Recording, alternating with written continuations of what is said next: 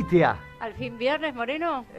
Yo le dije que esa música la hicieron especial para este programa alguna vez, ¿o no? Sí, claro. Moreno, ¿cómo no voy a tantos saber años. eso? Este le hizo un grupo Sí, que a usted especialmente. le encantó. Sí, porque habíamos especialmente. hecho Por un eso la rock, ¿se acuerda? Y la estábamos teníamos escuchando. esta. Sí, porque estábamos escuchando, nos hicieron tipo que sacaron un montón de premios y qué sé yo, que hicieron músicas de publicidades, nos hicieron esta música para nosotros, hicieron después música para la campaña. Bueno, es la creación de los compañeros. ¿Cómo anda, Guitiás, hoy? Y ando viernes. El viernes es un día muy lindo de la semana. Ah, está como Rodríguez Sá, usted que decía que el cuerpo sabe que es viernes. Sí, el cuerpo lo siente en mi caso. Mirá qué bien. Rodríguez Sá sabía y acá el cuerpo gentil lo siente. Muy bien, muy bien. Pero de todos modos, en la semana el viernes es un día lindo. En la Argentina, cada semana que pasa, estamos peor. Y habíamos dicho que Cada mientras día que pasa, sí, es terrible. Ahora vamos a emitir, Moreno. Bueno, hoy le pregunté a Chiche Germún, che, ¿quién es Blanco Villegas? Me dijo, Mauricio, ¿viste? Sí, Está bueno eso, lo hemos logrado. Sí, porque en realidad él funciona como Blanco Villegas. Viste que al principio pensaban que la categoría oligarquía era una categoría antigua, que ya no expresaba el aparato productivo argentino. Pero en realidad, a medida que fuimos transitando y con las cosas que fueron pasando, nos dimos cuenta que era una categoría vigente. ¿Quién nos acompaña, Guiti, hoy? Bueno, nos acompaña el compañero Jorge Sacanini. Muy bien, ¿qué tal, Jorge? ¿Cómo estás? Bien, que bien. ¿Cómo están ustedes? Encantado de estar con ustedes aquí. Conduce el área de profesionales, ¿cierto?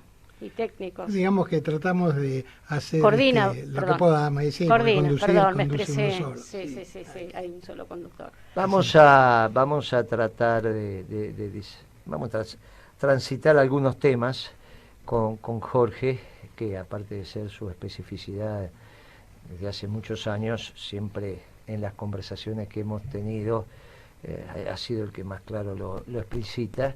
Y me parece que el tema de tecnología nos viene bien porque hay algunas opiniones. Hoy incluso en el programa con Chiche Germún se dijeron algunas cosas sobre la sociedad del conocimiento, de qué estamos hablando, que suenan a esos grandes títulos. Digo, hay todo. Sí, pero Sí, suenan... un poco creer que el conocimiento por sí puede ser el negocio que salve a la Argentina, digamos, ¿no? Cuando en realidad es la aplicación del conocimiento en cosas concretas lo que hace que la realidad se transforme, ¿no? Estamos entrando en alguna etapa de grandes títulos sin ningún contenido, porque en realidad de las cosas que hay que hablar no se hablan por definiciones de campaña, tiene todo el derecho, pero como yo no soy candidato, en realidad creo que esto sirve en tanto y en cuanto lo que digamos permita el debate. Y hay un tema, Guitia, que me gustaría resaltar, que es el tema de las retenciones. Viste que parece, ahora ya estas semanitas aflojó un poco, pero hasta la semana pasada parecían malas palabras. Y ahí es donde me vienen algunas cosas extrañas, porque me dicen que van a repetir muchas de las propuestas económicas de Néstor Kirchner, y yo estoy de acuerdo. Lo único que digo, háganlo con mucho cuidado y mucha atención, porque nosotros hicimos el gobierno que hicimos porque primero estuvo Duhalde, y no van a pensar que Macri es Duhalde. Duhalde lo que nos hizo a nosotros es generar un camino que empezamos a transitar y después lo mejoramos, pero nos dejó un camino trazado. No solo puso los fiscales para la elección, que salimos segundo y sacamos el 22.5 de los votos, no solo puso los votos de la provincia de Buenos Aires y habló con los gobernadores y le dijo que el candidato era Kirchner, sino que dejó un camino trazado. Tan trazado que seguimos con el mismo ministro de Economía, que fue Labaña.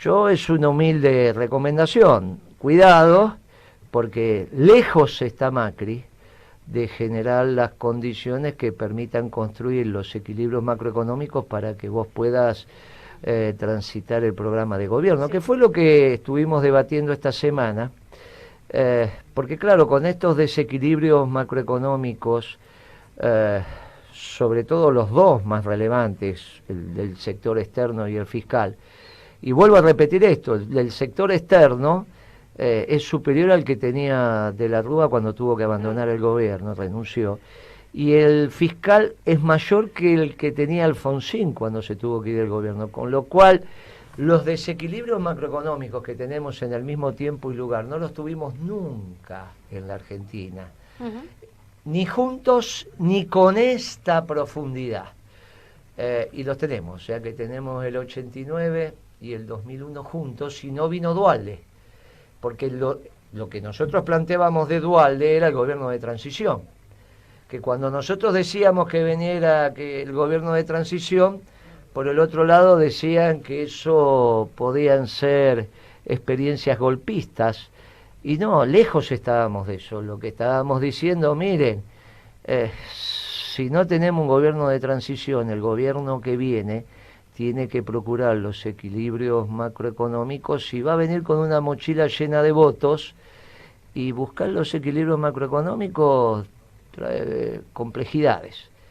En el tema fiscal, hoy cerca del 13% del PBI, 13% del PBI, puntos porcentuales del PBI, es lo que diferencia los ingresos de los egresos.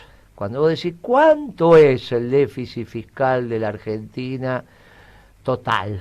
Esto es el del Tesoro Nacional, los tesoros provinciales, los tesoros municipales, más el del Banco Central. Y si vos decís 13 puntos porcentuales del PBI, no le está cerrando. Nadie lo sabe mucho, porque como estos empezaron a aumentar el gasto desde que perdieron las elecciones, bueno, no se sabe. Y aparte tampoco se sabe cuánto está cayendo la recaudación. Entonces, bueno, pero si vos decís 13 puntos porcentuales del PBI, no te estás equivocando. Si tenés un PBI de 350, 360 mil millones de dólares, saca el 13% de eso y te va a dar aproximadamente 40 mil millones de dólares, que es la diferencia que tenés entre el exceso de gasto y los ingresos que te faltan. Claro, ahí hay dos maneras de ordenar eso, si vos tomás la decisión política de hacerlo. O bajás los gastos, bueno, ese es un esquema económico difícil. Obviamente que siempre hay cosas que podés eficientizar en el gasto, y un gobierno peronista lo tiene que hacer, pero va a ser difícil que caracterices a un gobierno peronista y te plantee que lo que vas a hacer es un ajuste. Claro, es una cosa que es hasta contrario censo a lo otro que tenés que hacer podés hacer, es aumentar la recaudación, y en el aumento de la recaudación hay una sola billetera que podés ir a buscar. Hay una sola billetera. Son ellos, ¿no? No, son ellos. Tenés que ir por las retenciones en la Pampa húmeda. Claro, en la Pampa húmeda. Tenés que ir por las retenciones en la Pampa húmeda. Las retenciones en la Pampa húmeda te pueden dar 10.000, 12.000 millones de dólares, que entre otras cosas incrementan el ingreso, pero te permiten hacer una propuesta de pago antes de que entres en default. Y yo espero que me hayan hecho caso y hayan entrado en las sanciones que tiene el FMI para aquellos países que no le pagan la deuda después de un año. Te dan un año para que te pongas a tiro. Esas sanciones a los países que piden préstamos y no los honran fueron aprobadas por la Argentina y se van renovando habitualmente. Y nosotros nunca, cuando digo nosotros, digo nuestro gobierno, cuando designábamos el funcionario actuante que se sentaba en el directorio del FMI, nunca llevamos la moción de cambiar las sanciones.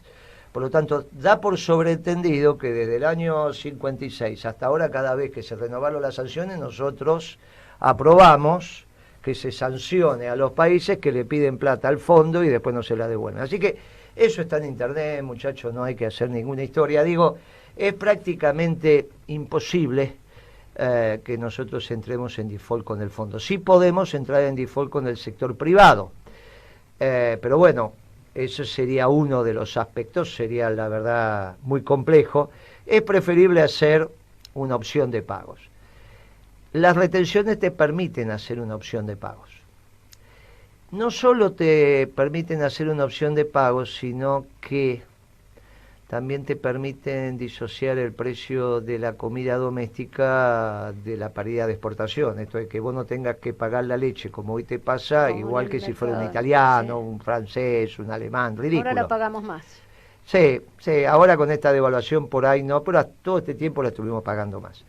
Bien, y aparte depende de dónde toma el tipo de cambio. Si tomás el contado con liquidación, el bolsa, el negro, bueno, por eso ya te mareé, sí. Entre uno y otro, imagínate que hay casi un 20%. Me guío por el contado con liqui, ¿cierto? Para los precios. Hoy se debe haber cerrado 70, 71 contra 57, 58 que está el otro, así que estás arriba de 20%. Bueno, pero a su vez, y esto es lo que quiero resaltar, y por eso le pedí a Jorge que viniera hoy a desasnarnos,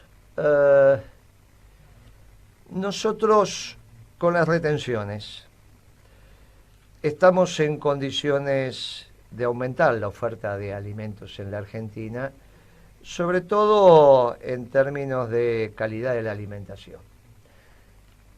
Claro, en general lo que se piensa, y hoy en los programas de televisión que he estado era el comentario, si no, si ustedes vuelven a poner retenciones, lo que les va a pasar es que va a bajar la producción de bla, bla, bla.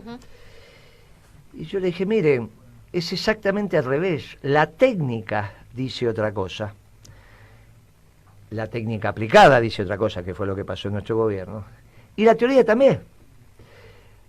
Puede ser que algún cultivo particularmente, pero yo lo que te garantizo con las retenciones que expando la frontera agropecuaria. Con retenciones voy a hacer extremadamente rentable la crianza de ganado vacuno en Formosa, Misiones, Chaco. Y claro, porque donde no me da el clima para un alimento a campo, me lo dan los forrajeros, los cereales forrajeros que me permiten transformar esos cereales en proteínas cárnicas, que es, en términos de calidades de alimentación, sin ninguna duda, una variación espectacular. Solamente proteínas cárnicas, no, puedo aumentar la leche. Voy a aumentar no solo los vacunos, voy a aumentar la carne aviar, voy a aumentar la carne porcina. Pero aparte empiezo a generar una transformación en la matriz alimentaria de la Argentina, pero en ese ganado, que quizás no es de la calidad del ganado de la pampa húmeda, hoy está bien recibido por los mercados internacionales, porque lo que está aconteciendo en China, que como tienen que, se calcula sacrificar la mitad del stock de porcinos por la famosa gripe porcina en China, y les queda una demanda pendiente de carne, la carne que se están llevando no es la carne de alta calidad que se llevan los europeos, sino la que comemos nosotros. Muy bien, pero incluso la que quizás por un tema de calidad y de presencia en el mercado no se hacía en esa expansión de la frontera agrícola en estas provincias que estamos diciendo. Si nosotros lo que hacemos es abaratar en términos proporcionales por las retenciones los cereales forrajeros que van a comer nuestro ganado, o sea porcino, vacuno, aviar, etcétera, etcétera, nosotros ese tipo de producto estamos en condiciones de exportar. No es lo mismo que exportes 8 kilos de maíz que su transformación en 1 kilo de carne. 8 kilos de maíz contra 1 kilo de carne, hay que hacer la cuenta. Es muy sencillo, se hace la cuenta y se terminó la historia. La tonelada de maíz debe estar $130, $140, debe haber estado oscilando esta semana entre los $130 y $140 la tonelada, o sea que está a $13, 0,13 el kilo, 0,13, 13 centavos de dólar el kilo, y la tonelada de carne que le estamos vendiendo a los chinos está a $5.000 puesto en el barco, o sea $5 el kilo, vas de 0,13 a $5, y son 8, ponele 10 que coman de más en Formosa, porque esa conversión es en la pampa húmeda, supongamos que en Formosa es un poco más, pero estarías hablando de $1.30 contra 5 en la conversión para engordar esos animales a corral, claro, en filoto. Con lo cual, el diferencial es fantástico y te permite una acumulación de capital en esas unidades extraordinarias. Y naturalmente no es lo mismo exportar la tonelada a 130 que la tonelada a 5.000. Y la tonelada es tonelada. Lo que hubo en el medio es un montón de trabajo argentino. Conclusión, las retenciones que desalinean los precios internacionales de los precios locales de la comida, que permiten una recaudación plus para el Tesoro Nacional y con eso hacer una oferta de pago para no entrar en default, también te puede permitir aumentar la oferta alimenticia argentina, cambiando la calidad de alimentación de nuestro pueblo, porque vos sabés que si le tenemos que dar un plato de polenta o un bife a nuestros pibes, me parece que está clarito, ¿no? Salvo que me venga, bueno, estos muchachos que ahora están nuevos, bueno, toda esta historia de Soledad Carlos, está perfecto. Pero, al margen de eso, entre un bife y un plato de polenta, está claro. Ahora, para hacer eso, nosotros necesitamos aplicar un concepto, que es el concepto de tecnologías convenientes. Y como este debate del conocimiento, de la revolución científica tecnológica, o sea, te llenan la cabeza con una serie de títulos que en realidad cuando rascás no aparece nada después. Entonces le pedí a Jorge que nos venga y que conversemos, porque esto de la transformación de hidratos en proteínas es bien importante, pero se hace con tecnologías convenientes, no es que se hace nosotros. Cuando los peronistas hablamos de tecnología conveniente, ¿de qué estamos hablando, mi querido Sacanini? Bueno, mira, tecnología conveniente es un concepto que voy a empezar a explicarlo con un ejemplo sobre lo que vos misma planteaste hoy.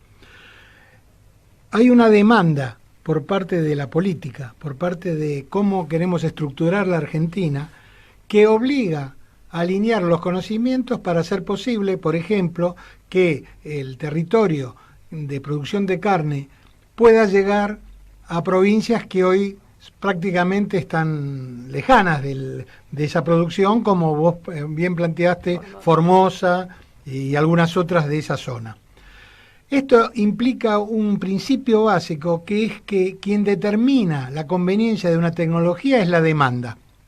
Hay un demandante de tecnología, y en este caso es el modelo nacional que uno intenta plantear, que instala las prioridades del desarrollo tecnológico. No es como se dice en la ciencia tradicional y como nosotros nos acostumbramos a ver a través de una cultura que tiene mucho más que ver con la cultura europea que con nuestra propia necesidad, de alguno que imagina alguna cosa novedosa que después el mercado, la moda o quien sea, lo adopta como propio. Es exactamente al revés.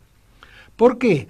Porque la tecnología, a diferencia de los que algunos creen, no es un hecho que crece solamente desde la evolución natural, como yo siempre pongo un ejemplo, sí, como una mirada positivista. Claro, pero quiero decir esto, cuando uno plantea la idea de plantar una semilla de naranja, la expectativa de ese crecimiento es que dé un naranjo, y el naranjo va a dar naranjas. En tecnología no pasa así. La tecnología es producto de los factores de poder que lo determinan, y por lo tanto la decisión sobre tecnología no es una decisión tecnológica, sino es una decisión política. Este pensamiento se encuentra ricamente explicado, por supuesto, en Laudato Si. Francisco plantea con mucha fuerza en algunas de las citas sobre tecnología, que son muy importantes, la necesidad de entender que el desarrollo tecnológico está asignado por la convergencia y muchas veces el choque de intereses que son diferentes. Entonces, el primer paso para plantear tecnología es plantear instrumento de qué modelo, instrumento de qué interés. En el caso nuestro, la respuesta es sencilla, es del interés nacional y del interés de la felicidad del pueblo. Entonces, toda la tecnología es conveniente si la tecnología va a fortalecer un producto que favorezca estos dos objetivos básicos. ¿Cuáles son los espacios de articulación de la tecnología? Cuando vos hablaste de la demanda, a ver, ¿cuál es el rol del movimiento obrero? ¿Cuál es el rol de los empresarios? ¿Cuál es el rol del Estado? Había un famoso triángulo que se acostumbraba a definir, que era de Sábato. Así es. Pero el peronismo lo amplió.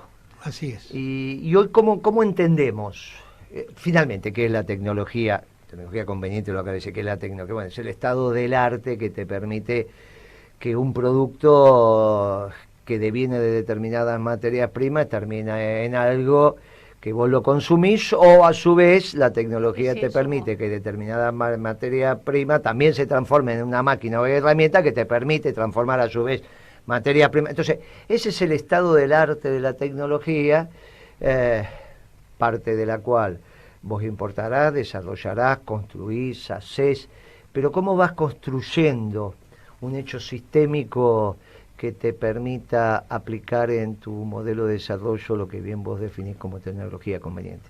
Mira, el principio básico es que el famoso triángulo de Sábato, que era un triángulo compuesto por el Estado, por la ciencia y la tecnología y por la industria, por los empresarios, en realidad ha quedado obsoleto. Podría haber sido vigente en los momentos en que Sábato lo planteó, pero nosotros planteamos un hexágono virtuoso, es decir, le agregamos 3 vértices que son básicamente el demandante de tecnología por el que planteamos recién. La ciencia y la tecnología no se desarrolla desde el pensamiento de aquellos que la generan, sino como respuesta a demandas concretas que tenga la sociedad, que por supuesto van a ser diferentes, depende de qué sociedad estamos hablando o qué poder lo estamos demandando. Ese es uno. El segundo es el movimiento obrero. Es impensable imaginar un desarrollo que solamente responda a lo que planteen los empresarios. Esto implicaría, digamos, que lo predominante en la elección de tecnología sería la ganancia. Y el mundo que hoy tenemos, también lo dice Francisco en algún lado, y yo estoy de acuerdo, con todo respeto y salvando las enormes distancias, el mundo que tenemos es el producto de haber tomado las decisiones solamente en función de lo que podría ser la eficiencia, es decir, la posibilidad de hacer menor esfuerzo para lograr lo mismo, y además que la diferencia de ganancia que eso da quede solo para un solo lado, que es el de los empresarios. Ese es el segundo nodo. Y el tercero son los técnicos. ¿Por qué? Porque ciencia y técnica no es lo mismo, y culturalmente hay un esfuerzo que deberíamos hacer, según mi opinión, de correr lo que son los espacios científicos y técnicos de nuestro país del lugar en que están al lugar de la aceptación que ambos sectores, los científicos y los técnicos, son trabajadores y como tal, y como lo plantea el general Perón, tienen que ser artífices del destino común, juntamente con los otros sectores. No desde una plataforma, desde un lugar superior, una élite, sí, no quiero ser tan duro, pero de una cosa que es un prestigio que en realidad solamente se legitima cuando lo que se piensa y lo que se produce va en beneficio del pueblo y en el engrandecimiento de la nación. Estos temas vinculados al saber hacer, que eso es el conocimiento, y las herramientas y las maquinarias aplicadas a ese saber hacer para que finalmente aparezcan los bienes y servicios que satisfacen nuestras necesidades, se tiene que generar entre estos 6 actores que vos estás mencionando. Y lo novedoso, y acá viene la incorporación de nuestra doctrina, es la participación del movimiento obrero organizado. Quizás como el elemento ordenador clave, porque lo que se suele asociar es los avances tecnológicos con el deterioro no de las condiciones laborales, sino de la cantidad, claro, de la cantidad de trabajadores que pueden acceder o no al mercado de trabajo. Por eso es tan importante. Ningún trabajador va a estar en contra de los adelantos tecnológicos. Lo que hay que resolver es si te seguirás ganando el pan con el sudor de la frente, que en todo caso te tenés que seguir ganando el pan, en todo caso transpirando menos. Nadie puede estar en contra de que se alivianen las tareas de los trabajadores. Lo que uno está en contra de que nos quedemos sin trabajadores. Claro, que se queden sin por, fuente de trabajo. claro, que por el otro lado me avance la desocupación. Por eso es tan importante la participación del movimiento obrero organizado en la definición de cuál es la tecnología que va a reinar en nuestra patria, que no puede ser más que la conveniente. ¿La conveniente para quién? Para el modelo de desarrollo nuestro, claro, porque la tecnología no es un fin en sí mismo, es una herramienta para el desarrollo. Así es. Y lo definimos en función de nuestro modelo de desarrollo. Y los actores nacionales, no es esa tecnología que viene de afuera y es única, no es neutra, decías vos. Así es, no es neutra. Y además hay una cosa importante, el movimiento obrero tiene que reclamar su espacio en el momento que se definen las tecnologías. En una actividad que tuve hace poco tiempo con el movimiento obrero, que estaba también los bancarios. Estuvieron en ESMATA. Estuvimos en ESMATA, en ese evento que había más de 600 delegados. Fue muy importante y tuvimos la suerte de poder charlar de este tema. Yo les decía a la gente de la bancaria, muchachos, hoy tienen que pelearse y preocuparse por Mercado Libre porque no tuvieron la oportunidad, o no pudieron hacerlo, de discutir 10 años antes cuál era la tecnología que condujo a que existiera el mercado libre, porque creyeron quizás, o porque así se dieron las circunstancias, que el camino de la tecnología era inmovible. Entonces, 10 años antes de que la tecnología se instale y haya que pelear haciendo resistencia, hay que reclamar. Eso es parte de lo que, a mi juicio, el movimiento obrero tiene que hacer. Tienen que reclamar un espacio en la mesa en donde se discutan las tecnologías para el futuro. Vos sabés que en este desarrollo del movimiento nacional justicialista, donde nos vamos encadenando y eslabonando generación tras generación, encadenando a las ideas y eslabonándonos en la construcción de esta cadena, es sorprendente como las reflexiones que se van haciendo son similares, aunque la patria es absolutamente distinta, pero como el debate, al no estar saldado, se repite. Y nuestra producción nos encontró una canción y nos reflejó algunas estrofas cuando estábamos pergeñando el programa. Y me dice, mirá, para estos debates que están teniendo, parece que el viejo Jaureche hecho canción también nos viene justo. A ver qué decía la canción.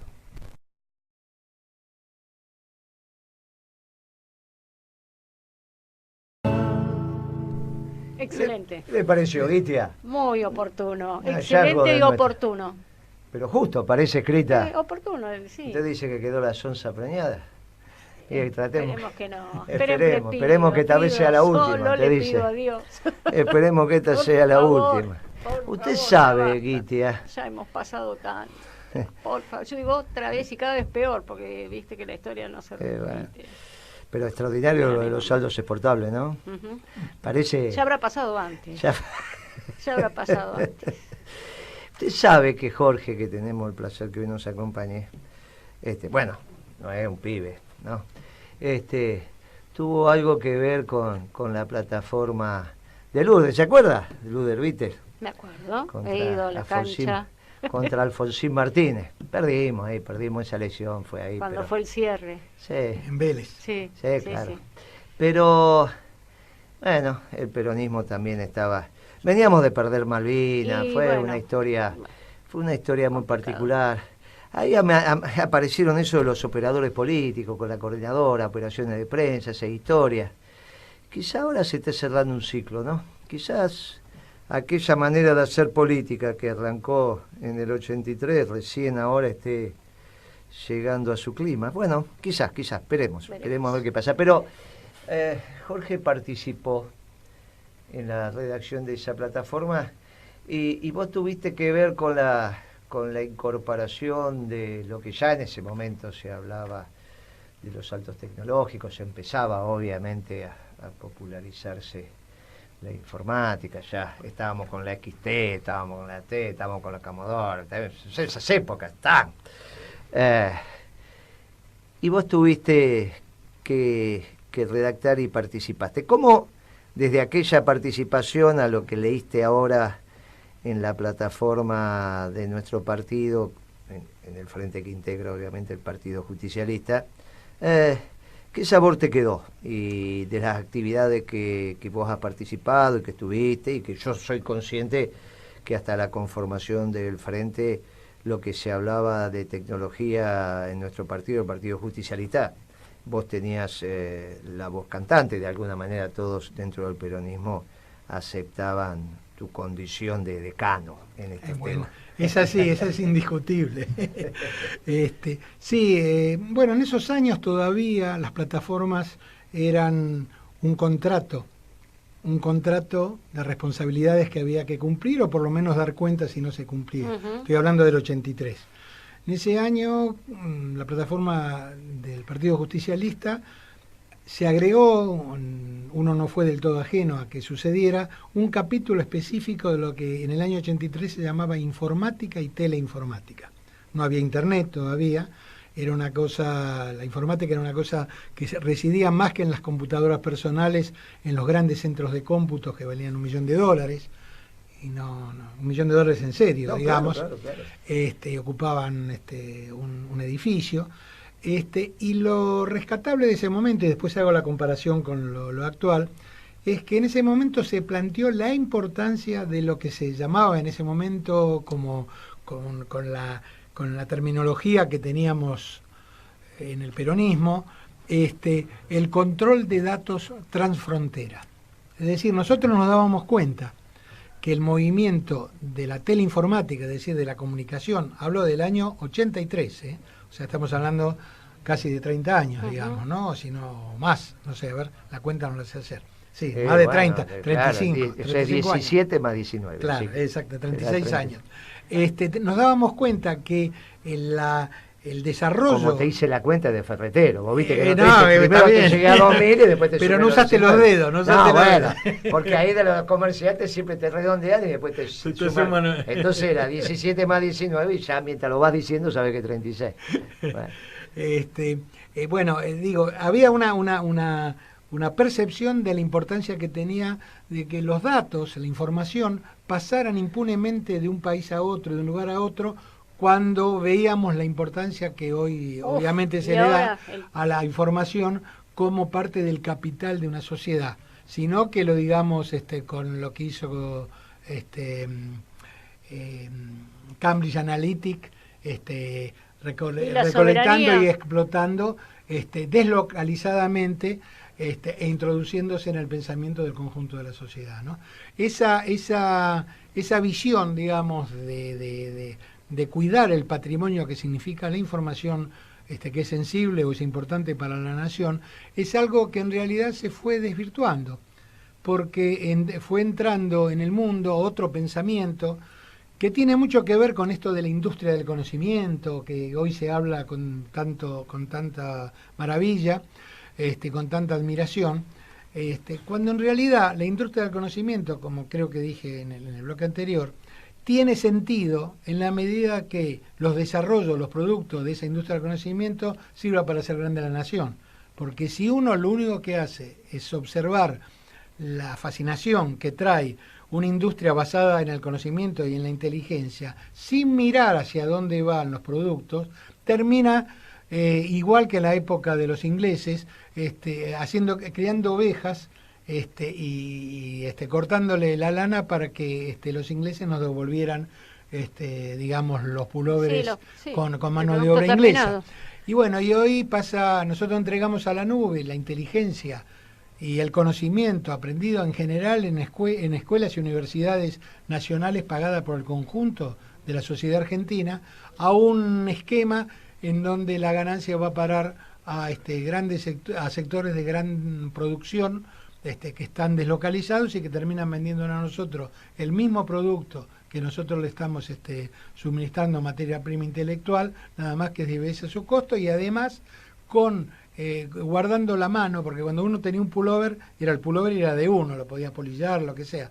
Pero cuando uno entrega la información a esas grandes estructuras, esa información y cómo se procesa es solamente patrimonio de esos lugares que están en la supuesta nube, que cuando se despeja la nube lo que se ven son los grandes jugadores que se apropian de esos conocimientos. Es más, Francia y Estados Unidos hoy están teniendo conflictos importantes con Google. Sí, están, digamos, con la legislación, están poniendo una legislación más estricta. Las estricta. naciones emergen después de muchos años de no hacerlo para decir, mira muchachos, ustedes son etéreos, invisibles y están en la nube, pero lo que se están llevando tiene que ver con nuestros países. Y nuestros países vamos a defender, estoy hablando de grandes potencias, ¿no? Vamos a defender ese capital porque ustedes no son los dueños deslocalizados de todo, sino que esto corresponde a cada una de las naciones. Digamos. Vos sabés que cuando surgió la información de que una X cantidad de empresas vinculadas al proceso informático se habían unido para hacer una moneda, la Libra. Bitcoin. No. Libra. Así estás hablando de... Sí, la de Google y la de Facebook. Y estaba hasta Mercado Libre acá, y salió todo con una historia. Surge la información en la reunión de trabajo de nuestra consultora. El ala joven, viste que toda consultora tiene ala joven, ala senior y los super senior que somos nosotros ya, porque ya estamos, viste. Recontra. Pero sí. bueno, siempre nos sentamos igual, entonces a la derecha el ala senior, a la izquierda el ala junior y bueno, la cabecera. Entonces el ala junior de la consultora plantea el tema y se arma el debate. La senior de alguna manera escucha con atención y ya los veteranos decimos, va a ser difícil que esto prospere. Si bien parecía una construcción de la ingeniería bastante sólida, atentaba contra la aptitud del dólar de ser moneda de reserva de valor internacional y permitir los flujos comerciales. Atentaba directamente contra el dólar. Entonces dije, miren, esto no va a poder ser. Digamos, no hay ninguna moneda de reserva de valor y que permita los flujos internacionales del comercio que no esté sustentada en X cantidad de portaaviones, ¿no? Miren, esto es el ABC, pero bueno, vamos a ver. A los 2 días salió el tuit de Trump diciendo, estoy llamando al dueño de Facebook, de Google, diciéndole que me parece que tienen que pensar mejor. Y como si esto fuera poco, ya salieron distintos bancos centrales y decirme, muchachos, me parece que esto es demasiado picante para que ustedes se metan. Ahí, entonces, ato esto con unos debates que teníamos cuando ya no éramos estudiantes, pero de alguna manera empieza a imponerse el Windows como sistema operativo. Yo vengo del DOS, vos también. Todos venimos de esa época, sí. Vengo de la Clementina, yo claro, programé en la Clementina. Fortran hice yo en la facultad. Claro, bueno, son de la misma época, pero como sistema operativo era el DOS. En ese momento, digamos, las AT, XT, ¿no? Estaba el DOS. Y entonces el Windows simplifica enormemente todo eso. Entonces, el debate es, me acuerdo que en esa época trabajaba de asistente de investigación del profesor Rothman en el Centro de Estudios Urbanos y Regionales, en el SEUR. Ahí lo conocí a Lindenburg y una serie de muchachos más. Pero yo trabajaba con Rothman.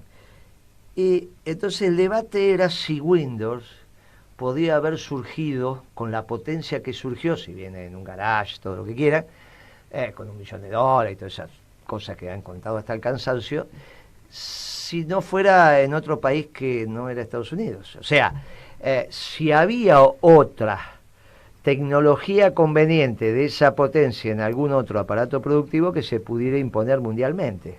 Bueno, Windows se impuso porque IBM la tomó como un sistema operativo para las PC. Es decir, que ahí estaba el del portaaviones, el que tenía los fierros que desarrollaba. Y no había ninguna posibilidad de que IBM en aquel momento tomara otros sistemas operativos que inexorablemente, porque Jauretche no solo tenía razón en la canción que nos pasó antes, sino que en esta historia de que nadie es adelantado a su tiempo, que en realidad las ideas se van y se van construyendo en distintos aparatos productivos, en distintas sociedades, y seguramente en ese mismo momento en otros países había otro garage con 3 muchachos, 4 muchachos, que tal, pero claro, no había dónde imponerlo. Necesitabas IBM, IBM de ninguna manera iba a tomar un operativo francés o un sistema operativo inglés. Bueno, ahora argentino. tenés los chinos, ¿no? Que está toda la disputa. Bueno, pero los chinos es expuesto. Entonces la pregunta es, miren, casualmente Analítica es británica. Alguien puede pensar que los norteamericanos no hacen lo que hace Cambridge Analytica, pero ¿cómo no lo van a hacer? Pero es obvio que lo hacen, desde su aparato de inteligencia a todo lo que tienen que hacer. En realidad, en este proceso de concentración, incluso la discusión también es con los europeos, porque en ese momento, cuando surge este tema, surge el tema conjuntamente con el Brexit y una serie de cosas, y no está claro de qué lado se van a parar los ingleses, de si en su alianza histórica con los norteamericanos o si van a mantener dentro de Europa continental. Quizás en esta alianza con los norteamericanos lo de Cambridge se hubiese mantenido en un second best, ¿no? En un segundo nivel. Porque en el fondo no va a ir ninguno preso, no hay violación de ninguna. Lo que se hizo fue destruir la compañía en términos de valorización. Se la llevaron a audiencia, bla, bla, los tipos están libres, no es que ahí se violentó. Se construyó un espacio donde la compañía no pudo seguir trabajando, que era lo que buscaban. Solamente esta posibilidad de estar en la punta en este proceso productivo que tiene que ver con la informática y sus aplicaciones, en realidad como proceso productivo lo tienen los norteamericanos. Los rusos también, pero no en la escala que lo hacen los norteamericanos. Vos sabés que lo que vos planteás... Y lo de los chinos estará por verse. Porque ellos van detrás, digamos. Sí, estará por verse. Pero hay una resistencia, me refiero a que hay una resistencia de los chinos a incorporar las tecnologías norteamericanas. Digo, hay una disputa. Bueno, ahora está la pelea con 5G, que es otro reverso. Pero más que hablar de ese tema, yo quería traer 2 cosas de la vieja época. La primera es que, hablando de esto que vos planteabas al principio, los franceses tenían una eficiente red de inteligencia que se llamaba Echelon, que hacía exactamente lo mismo. Navegaba, que fue conocida hace 10 años atrás o 15. Así que todas las potencias tenían su estructura, o sea, avalando lo que vos decís. Sí, claro. Y avalando también el hecho de que el que tiene más portaaviones se impone, como usando tus palabras. Hubo una lucha ideológica entre computación e informática. Informática es un término francés muchísimo más rico y más abarcativo que el computer science americano, que ata, digamos, la ciencia a la computadora. A la máquina. Ellos, incluso cuando vendían el software, lo vendían en unas cajas para el supermercado. Es decir, son más de esa mirada. Tangible. Informática dejó de ser lo que era la abstracción de lo que era la información, donde la computadora era la base, para transformarse en un reemplazo, y el ganador en la instalación de que la informática hoy son las computadoras. Entonces fue una larga pelea que yo en la Universidad Tecnológica tuve, porque cuando se definían las carreras, cuando yo era estudiante, y terminó planteando, digamos, un camino que era la ingeniería en lugar del análisis de sistemas. Claro, la ingeniería de sistemas. La ingeniería de sistemas, es decir, más cercado a los fierros, a la conexión a la computadora, que a la concepción de lo que pasa. Y no es posible castigar a Google y lo demás porque simplemente no hay una legislación que contemple ese nivel global. Que es supranacional. Que es supranacional. Vos sabés que nosotros... cuando tuvimos que plantearnos al inicio de nuestro gobierno el tema de las comunicaciones, unos debates de los que daban vuelta por ahí era si esto tenía dueño o era anónimo. Y viste que se decía, no, pero Internet no es de nadie. Y los servidores sí son. Bueno, claro, y al final, no hace mucho tiempo, se planteó el tema de un lockout de los que te ofrecen Internet. Y estuvo a punto de un famoso martes negro, iba a ser SIM. Y después se dieron cuenta que los que adherían a eso y te quedaban sin Internet eran los dueños. y entonces suspendieron la medida. Todo pasa finalmente por algunos servidores que algunos tienen. Y en esos servidores que algunos tienen empiezan a aparecer los propietarios y en eso te dicen por acá sí, por acá no. Claro, ese debate es un Y la información es poder, central. el que controla la información.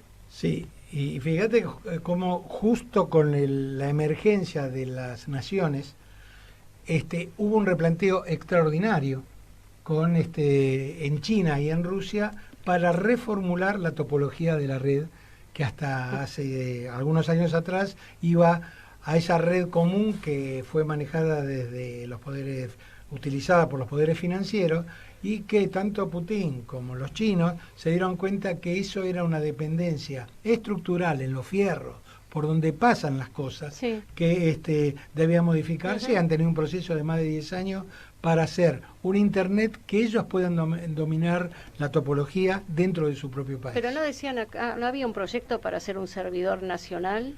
Bueno, de hecho es uno de los objetivos. La posibilidad de que el pase y no pase esté en manos de los poderes nacionales. Esto es lo que hoy se está transformando y parece que China y Rusia en ese sentido están marcando una tendencia que quizás tendría que ser mirada por muchos de nosotros, ¿no?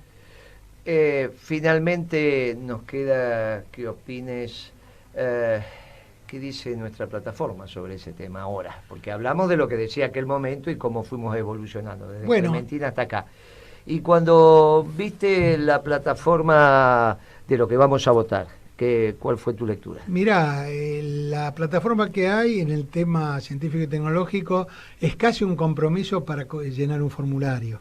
Hay muy poco para discutir. Yo hice llegar a aquellos que le redactaron una nota muy crítica, porque en realidad no plantea ningún compromiso objetivo, sino que habla de generalidades que tienen que ver con cosas que todo el mundo acepta. Por ejemplo, que es maravilloso la sociedad de la información, que vamos a hacer con toda la inteligencia que tenemos a través de lo que hablamos antes, y que de ahí van a salir millones de dólares. Y yo terminé diciendo mi observación en este sentido: si nosotros compramos como alternativa lo que nos plantea el poder global, de hecho estamos sucumbiendo a él. Nosotros tenemos que plantear esto desde, como decía esta hermosa canción que escuchamos recién, desde nuestra propia mirada, porque si no, lo único que hacemos es alimentar lo que están planteando. Una cosa, Jorge, si yo busco la plataforma del 83 en la red, ¿la encuentro? Bueno, yo la tengo escaneada. Porque sería interesante hacer el ejercicio de comparar nuestra plataforma del 83 con lo que se escribió ahora. Porque daba por sentado, con nuestras diferencias internas, la existencia de la patria como ordenador del conjunto. No estaba en discusión. Y las categorías eran categorías profundamente nacionales, con un sesgo, con otro sesgo, pero eso no estaba en discusión en el peronismo. De ninguna manera había en el peronismo la posibilidad de pensar la plataforma desde otro lugar que no fuera el nacionalismo de inclusión, nacionalismo revolucionario o como... No había. Digamos, el nacionalismo... Estaba implícito. Pero claro, si no estabas en otro lugar. Si eras socialdemócrata, tenías que estar con Alfonsín. No estabas... Este es un espacio bien clarito. Después tuvieron... Claro, no es un tema que no nos penetra, porque se nos van desordenando las categorías conceptuales. Por eso vamos a empezar a trabajar ahora, que tenemos algunas semanas y algunos meses de tiempo, vamos a empezar a pensar las categorías del nacionalismo de inclusión, porque somos los peronistas los que podemos pensar esto. Los demás son globalizadores o están en el nacionalismo de exclusión, que son las categorías europeas. Pero hay un solo pueblo nuevo, como nos enseñó su santidad, el pueblo mestizo, que tiene la obligación de pensar esas categorías del nacionalismo de inclusión. Aquellos que reivindican a su pueblo como uno de los pueblos imprescindibles para que la casa común perdure, pero que no quiere avasallar a ningún otro pueblo, y donde dice que todos los pueblos son necesarios. Desde tu nacionalismo aprendes a amar al resto de los pueblos. no aniquilar al resto de los pueblos. Y en eso el peronismo tiene mucho para aportar. No creo que los socialdemócratas, bueno, los neoliberales y los liberales sabemos que no, pero no creo tampoco que los socialdemócratas, no creo que haya ninguna respuesta en el gobierno español, en el gobierno portugués, no creo que haya nada que nosotros tengamos, porque son categorías viejas. El peronismo, lo nuevo, mirá, viste que ahora empiezan a decir que lo de los ovnis parece que sí, parece que no, pero la Marina... hay que leer no... la noticia, ¿eh? Bueno, está bien, pero ojalá que sea, porque ¿sabes qué? Seguro son compañeros. Si existen esos extraterrestres, hay que ver. Pero digamos que hasta Juan Pablo II llegó a decir que podía ser capaz que lo existieran. ocultaron tanto tiempo porque tenían la peronvense. Bueno, pero te digo, mirá. Entonces por eso decían que no existía. Claro, Vos sabés que nuestra iglesia ya empezó a decir que por ahí existen otras. Sí, Lo dijo seguro. Juan Pablo II, dijo, pueden existir otras. Y nosotros decimos, si existen y están tecnológicamente más evolucionados y tienen algunos miles de años de más, no hay duda que viven en comunidad, no hay duda que viven en la comunidad organizada, no hay duda que son peronistas y en su idioma cantarán algo parecido a lo que cantamos nosotros. Así que nosotros vamos desde el peronismo... O sea, cuando es doctrina universal estamos diciendo de universo, todo el universo, el cosmos, de todo estamos el hablando universo, del cosmos. de todo lo existente. Y entonces le vamos a decir, mire, vamos a hacer estos aportes, vamos a hacer los aportes de construir las categorías conceptuales que permitan elaborar los marcos teóricos de cuál se construye y se avanza en el conocimiento de lo que es el nacionalismo de inclusión, desde lo profundo de un pueblo mestizo, de un pueblo americano, donde el pueblo argentino es un representante cabal, al punto que no solo hicimos Perón y Eva y Maradona, ahora tenemos el Papa. No es poca cosa para un pueblo nuevo y mestizo como el nuestro. Así que ese va a ser nuestro aporte en estas semanas y meses, mientras Alberto, al cual vamos a votar, va desarrollando su plan de gobierno, que en algún momento lo van a obligatoriamente explicitar. Nosotros somos de la vieja guardia cuando decía, ese contrato, que es la manera de hacer política, que es decir, hago política porque voy a hacer esto, se cumple. No que voy a decir, no digo o no me condonar, porque esa manera de hacer política es una manera muy extraña. No está en discusión lo que vamos a votar, está en discusión cómo va a gobernar y si va a gobernar el peronismo. Y nosotros observaremos y iremos programa por programa tomando nota de las decisiones que se toman. Y sobre esa base opinaremos. Muchas gracias, mi querido Jorge. Nos has desasnado y te vamos a tener en otros programas. ¿No, Guitia? Por supuesto. Muchas gracias. ¿Con quién hicimos este programa? Y con Fernando Molgaray, con Flor Molino, con Julia Mendoza, con Emiliano Villa y, bueno, nuestra operadora de siempre, nuestra querida Gabriela Chemaifach. Porque es rumana. Por Dimen Romaneste, ¿está? Pero además quería mandar un saludo al compañero de Vido, especial que... Nos mandó una carta muy interesante, ¿no? Sí, sí. ¿Qué decía esa carta? 2 minutos, ¿qué decía? Ha publicado una carta... Una carta donde decía, a los que nos niegan, bueno, a los que dicen que no hay presos políticos, a los que nos ningunean, a los que no nos bajaron a defender, a los que arrugaron. Le digo, no tengo ningún problema, seguiremos estando presos, pero seguiremos luchando por una patria justa que incluya a todos sus hijos. Se acordó de Macri Moreno y se acordó de los nuestros también. Sí. Y porque la verdad que tenemos los que metieron la mano en el barro en el gobierno anterior, porque ahora todos quieren ser arquitectos egipcios, todos quieren dedicarse a ser decoradores de interiores, todos quieren elegir los colores de la habitación, pero para hacer los colores de la habitación, primero hay que hacer el pozo, y cuando haces el pozo donde metés los cimientos te embarrás, y cuando te embarrás parece que no te invitan a la fiesta, y al contrario, parece que estás preso. Claro, si no hay proyecto colectivo, el problema es quién se va a embarrar, porque si los que se embarraron terminaron presos, no sea cuestión que ahora todos quieren ser prolijitos. Por eso lo hablamos en el próximo programa. Le mando un fuerte saludos abrazo a todos los peronista, compañeros a todos los y compañeras que están presos. Y sobre todo a los que están en NACA Y bueno, nosotros lo Milagro vamos a seguir. Sala Sí. y todos los compañeros. Nosotros lo vamos a seguir. También. Nosotros lo vamos a seguir visitando. Porque un abrazo fraternal a los compañeros presos, sobre todo un doble abrazo fraternal. Y si alguno se olvida de ellos, no lo va a visitar, qué sé yo, bueno, allá con su conciencia de compañero. Nos vemos, hasta la próxima, gracias.